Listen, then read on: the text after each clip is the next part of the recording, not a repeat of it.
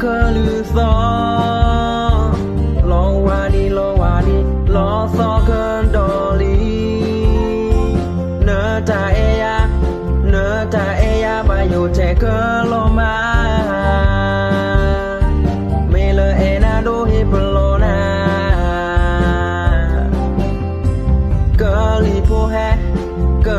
po he ta ở đi cứ giờ yu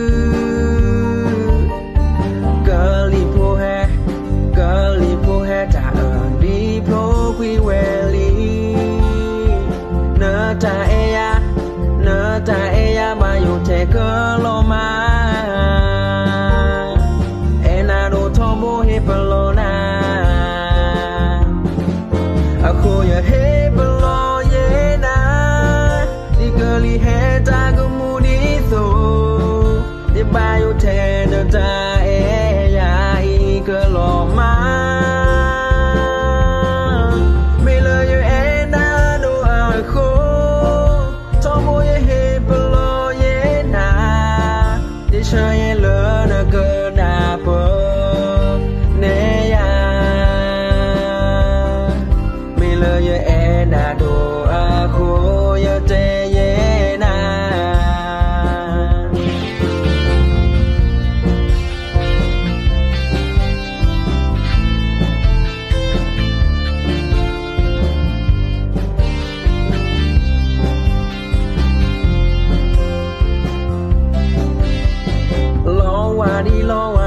lo po a cơ lưu gió lo qua đi lo so cơn đổ lý nỡ ta e ya ba yêu trẻ cơ lo ma mê lơ e na đô hi lo na cơ li po he ta ở đi cứ giờ yu cơ li po he ta ở đi pro quy we li nỡ ta e ya ba yêu trẻ cơ lo ma e na đô thom bo hi lo na a khu ya he lo ye na đi cơ li he ta go mu đi so đi ba yêu trẻ nỡ ta e ya i cơ lo ma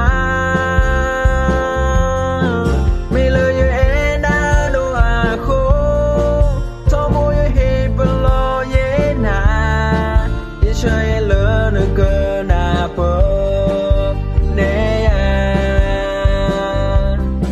me lo ye e na đô a khu ye te ye na a khu ye he lo ye na đi cơ li he ta go mu đi so đi ba yêu te nỡ ta e ya i cơ lo ma me lo ye e na đô a khu thom bo ye he lo ye na đi chơi lỡ nỡ cơ na po ne ya me lo ye e na đô a khu ye te ye na me lo ye e na đô a khu ye te